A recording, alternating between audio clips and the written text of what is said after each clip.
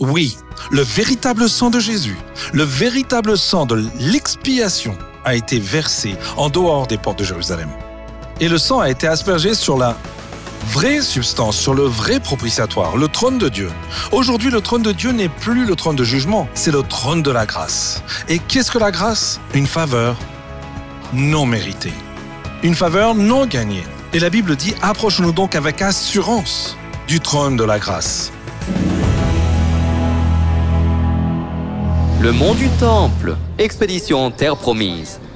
Pasteur, que voulez-vous aborder ici, dans ce lieu en quelque sorte épique, en soirée quelque peu épique, ici à Jérusalem? Que voulez-vous aborder ici? Quand je regarde tout ce panorama, ou mieux qu'ici, cette perspective, pour imaginer le temple de Salomon se tenant là, pendant de nombreuses années. Puis quand les enfants d'Israël ont commencé à pratiquer l'idolâtrie, et c'est un péché que Dieu ne tolérera pas, parce qu'ils ont commis beaucoup de péchés. Mais ils offraient encore des sacrifices d'agneaux. Leur péché était couvert, littéralement couvert. Mais dès qu'ils ont commis l'idolâtrie, que s'est-il passé? Ils ont adoré d'autres dieux, ce qui signifie qu'ils ont arrêté d'offrir les sacrifices. Il n'y avait plus de couverture. Dieu a envoyé Nebuchadnezzar, le roi de Babylone, et il les a emmenés en captivité. Pendant 70 ans. Alors, avant cela, le prophète Ézéchiel a vu la gloire de Dieu s'élever du temple. Il a vu la gloire de Dieu au-dessus du temple, flottant, presque comme s'il ne voulait pas partir. Puis après cela, il a vu se déplacer lentement vers le seuil du temple, et ensuite il s'est déplacé lentement, tout doucement, vers la porte dorée de l'autre côté. Et encore une fois, elle flottait. C'était presque comme un cri fort, des lamentations. Imaginez notre Seigneur Jésus, notre beau Sauveur, pleurant. Ce n'est pas comme les larmes qu'il a versées au tombeau de Lazare. Il a pleuré silencieusement, non? Mais le mot grec utilisé est qu'il a pleuré sur Jérusalem. Oh Jérusalem, Jérusalem, comme j'aurais voulu te rassembler sous mes ailes, comme une poule rassemble ses poussins. Mais tu ne l'as pas voulu. Ils ont rejeté le Seigneur Jésus. Et en faisant ainsi, ils ont rejeté sa protection. Et c'est l'histoire des souffrances du peuple juif ces 2000 années passées. Ce n'est pas que Dieu ne veut pas les couvrir ou les protéger, mais il attend qu'ils reconnaissent « Je veux être protégé, je veux être aimé par toi. » Vous devez consentir d'être sauvé. Vous devez consentir d'être aimé. Mais regardez le cœur de Jésus, pleurant sur Israël. Israël, oh Jérusalem, Jérusalem. Il voyait leur souffrance. Il voyait l'avenir, ce qui allait arriver en l'an 70 et au-delà. Et il dit, je voudrais tellement te rassembler. Et il pleurait avec des larmes. Vous ne verrez plus mon visage à nouveau, jusqu'à ce que vous disiez, Baruch haba, Beshem Adonai. Béni soit celui qui vient au nom du Seigneur. Cette gloire qu'Ézéchiel a vue, au-dessus de la porte dorée, est allée jusqu'au mont des Oliviers. Et soudainement, elle a disparu. C'était dans l'Ancien Testament. Aujourd'hui, on dit que quand on pêche, Dieu nous laisse comme ça. Mais remarquez qu'après la mort et la résurrection de Jésus, au jour de la Pentecôte, quand le Saint-Esprit, la gloire Shekhinah de Dieu est venue ici à Jérusalem, elle est venue comme un vent puissant. Quand il part tout doucement parce que nous avons péché. Mais quand il vient comme un vent puissant. On entend généralement le contraire. On entend, quand vous avez péché, c'est fini, il est parti. Sa présence est partie. Alors, quand j'étais en train de prêcher, tu mâchais du chewing-gum, il est parti, ça y est, tu ne sentiras plus sa présence. C'est comme ça. Mais en fait, c'est l'inverse. C'est l'inverse. Il est tellement réticent à partir. Mais aujourd'hui, il ne nous quitte plus. Il nous abandonnera jamais. Il nous laissera jamais. Il nous l'a promis. Mais même dans l'Ancien Testament, il partait tout doucement. Il vent puissamment, comme un vent. Si désireux de nous remplir. Amen. Il est plus désireux que nous ayons le Saint-Esprit et sa plénitude que nous ne le sommes d'avoir le Saint-Esprit. Vous voyez la différence? C'est pourquoi la grâce n'est pas naturelle. Faire le bien, recevoir du bien, faire du mal, recevoir le mal, tous les systèmes du monde comprennent cela. Chaque forme de moralité comprend cela. Mais enseigner que vous pouvez recevoir du bien que vous ne méritez pas, parce qu'un autre a reçu tout le mal qu'il ne méritait pas. Cela prend le Saint-Esprit pour l'élucider. Cela prend le Saint-Esprit pour dévoiler et révéler la beauté de Jésus. Le Saint-Esprit n'est pas nécessaire pour enseigner. Ne fais pas ceci, ne fais pas cela, ne fais pas ceci, ne fais pas cela. Regarde le monde, ce qui se passe dans le monde, parlez de tout ça, vous savez. Mais cela prend le Saint-Esprit pour avoir la perspective de Dieu. Où le péché augmente, la grâce surabonde. Mais pensez-y, lorsque Jésus est ressuscité des morts, il a dit, vous recevrez la puissance lorsque le Saint-Esprit viendra sur vous. Et vous serez des témoins pour moi, ou à Jérusalem d'abord, puis en Samarie, et en Judée et Samarie, et jusqu'aux extrémités de la terre. Mais remarquez que la ville la plus coupable était la première priorité pour sa grâce. Waouh! Expédition Terre Promise. Nous sommes en plein dedans. Et c'est une bonne journée pour être en expédition dans la Terre Promise avec Joseph Prince. En regardant par ici, tout ce que nous percevons est ancien. Ce que nous voyons sont des pierres anciennes. Nous voyons des pierres sculptées à l'époque d'Hérode. Vous savez, beaucoup de choses semblent vieilles, pas modernes. Mais autant cette ville de Jérusalem représente le passé, autant elle représente l'avenir. Quel sujet intéressant à aborder ici et ce que nous voyons aujourd'hui.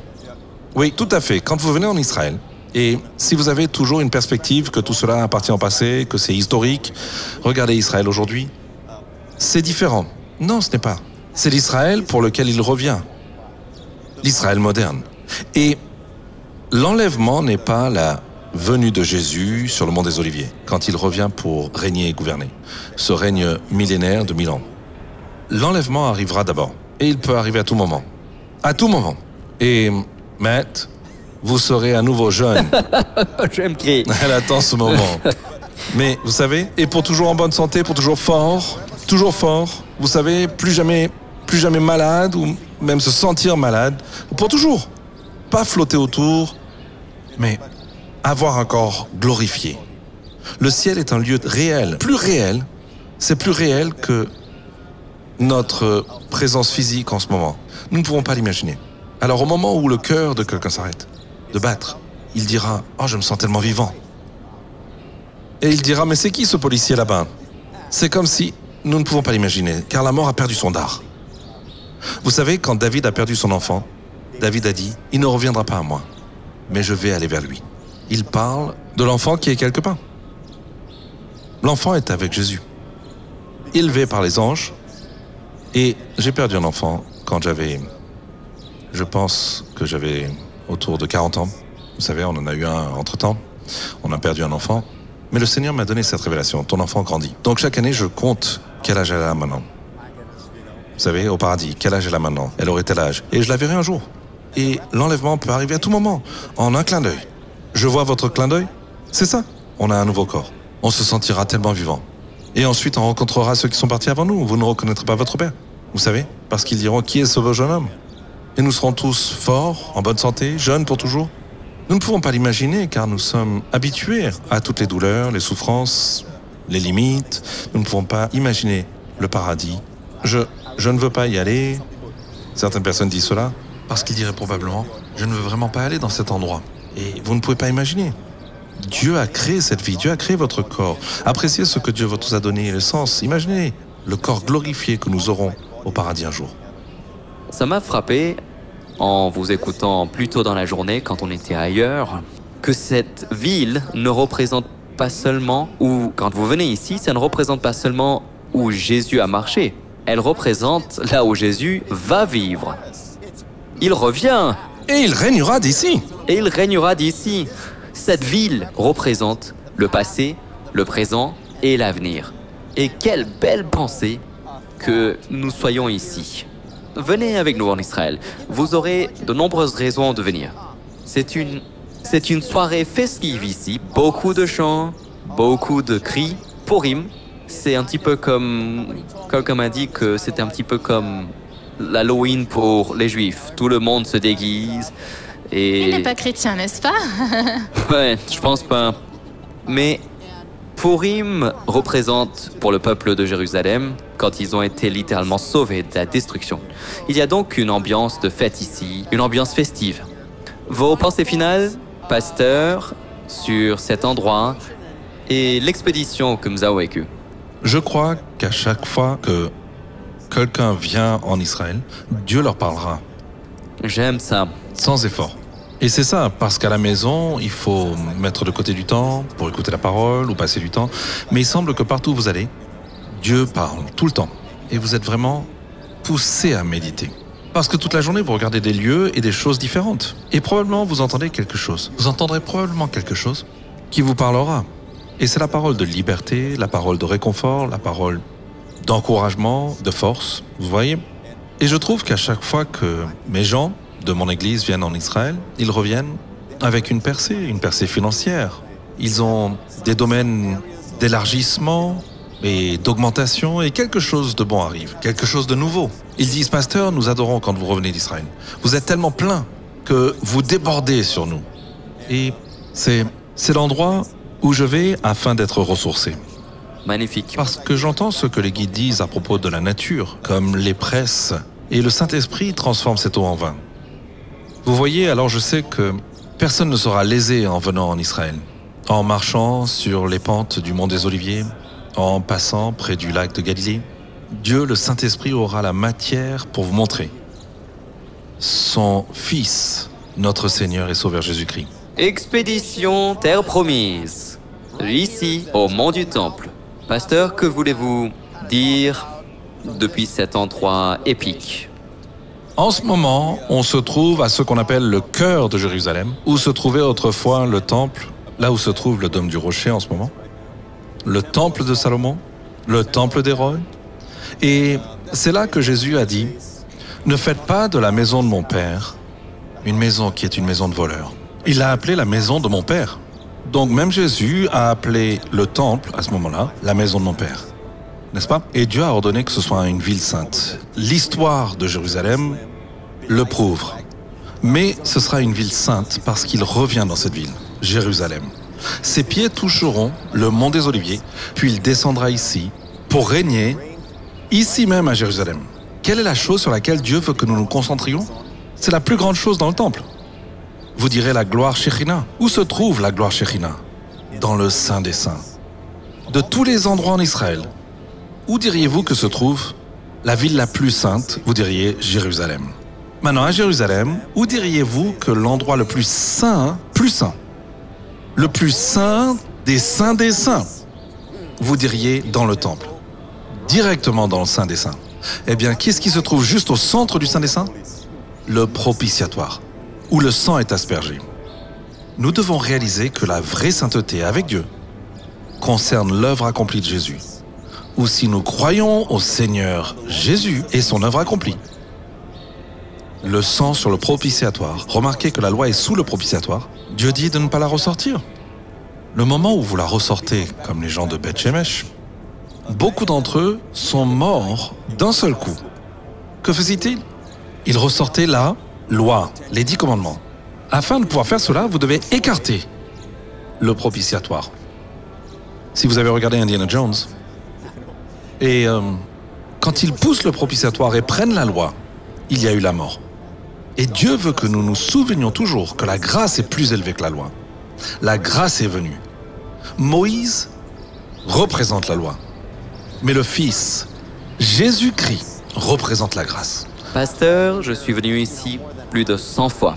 Et je n'ai jamais vu quelqu'un regarder la caméra et faire un appel à la repentance. Quelle opportunité nous avons là où nous sommes, avec le propitiatoire original juste derrière vous. Quel bel endroit pour conduire les gens à Jésus. Oui. S'il vous plaît. Dans l'enseignement du propitiatoire, qui est l'arche de l'Alliance, dans le temple de Salomon, l'arche était dans le Saint des Saints. Et que représente l'arche de l'Alliance? Notre Seigneur Jésus. L'or représente sa divinité. Le bois rectangulaire représente son humanité. Il est à la fois Dieu et homme. Le couvercle, on l'appelle le kipporet en hébreu, le propitiatoire représente son œuvre accomplie à la croix. C'est là que le sang est aspergé. Mais où est la loi? Les 10 commandements sont mis sous le propitiatoire. Et Dieu dit, quand je vois le sang, je ne vois pas ton péché. Je ne vois pas de violation de la loi. Mais le sang a-t-il été versé? Oui, Le véritable sang de Jésus, le véritable sang de l'expiation a été versé en dehors des portes de Jérusalem. Et le sang a été aspergé sur la vraie substance, sur le vrai propitiatoire, le trône de Dieu. Aujourd'hui, le trône de Dieu n'est plus le trône de jugement, c'est le trône de la grâce. Et qu'est-ce que la grâce? Une faveur non méritée, une faveur non gagnée. Et la Bible dit, approchons-nous donc avec assurance du trône de la grâce, afin d'obtenir miséricorde et de trouver grâce dans les temps de besoin. Et la miséricorde. Maintenant, pensez-y, approchons-nous avec confiance du trône de la grâce pour obtenir miséricorde et trouver grâce dans notre besoin. Qu'est-ce que la miséricorde? La miséricorde, c'est ne pas recevoir le jugement qu'on mérite. Qu'est-ce que la grâce? La grâce, c'est recevoir toutes les bénédictions et la faveur que nous ne méritons pas. Amen, donc vous recevez les deux. Amen, au trône de la grâce. Et c'est là que nous avons un accès à Dieu à travers le trône de la grâce, notre Seigneur Jésus. Si vous croyez en Jésus, vous serez sauvés, vous et toute votre maison. Parce qu'ici, Dieu a écrit son œuvre rédemptrice. Il n'y a de salut en aucun autre nom que le nom de Jésus. Il n'y a pas d'autre chemin. Jésus dit, je suis le chemin, la vérité et la vie. Peut-être qu'en ce moment, vous dites, vous savez, Pasteur Prince, si mon cœur s'arrête de battre ce soir, je ne suis pas sûr que le ciel soit ma maison et que tous mes péchés soient pardonnés. La Bible dit que toutes ces choses sont écrites afin que vous sachiez que vous avez la vie éternelle. Si c'est vous, priez cette prière avec moi maintenant. Invitons le Seigneur Jésus-Christ à entrer dans nos vies. Et dites, Seigneur Jésus, je te remercie pour ton amour pour moi. Je te remercie d'être mort sur la croix pour mes péchés.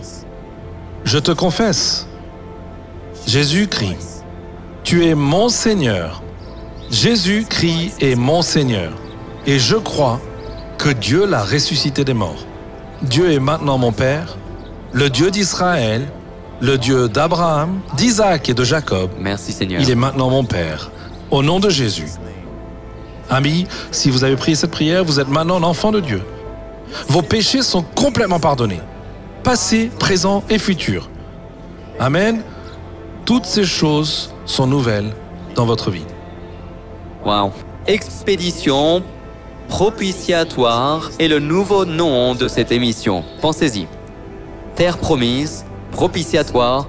Vous auriez pu parler de 1967, quand Israël a enfin réunifié la ville de Jérusalem. Vous auriez pu parler de toutes sortes de choses. Bien sûr, vous allez automatiquement vous tourner vers le trône de la grâce. Et si quelqu'un, disons qu'il est nouveau dans ce voyage, que dites-vous réellement quand nous parlons du propitiatoire, de la grâce, du trône de la grâce? De quoi parlons-nous réellement?